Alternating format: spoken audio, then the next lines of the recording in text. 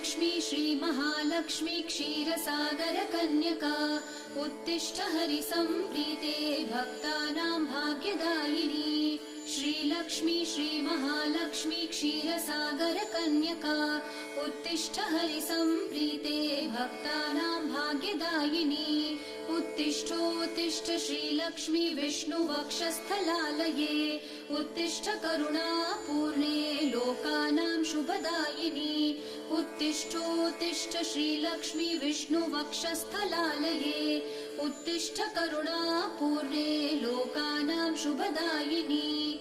श्रीपद्ममध्यवसिते वरपद्मनेत्रे श्रीपद्महस्तचिरपूजित पद्मपादे श्रीपद्मजात जननी शुभपद्मवक्त्रे श्रीलक्ष्मी भक्तवरदे तव सुप्रभातम्।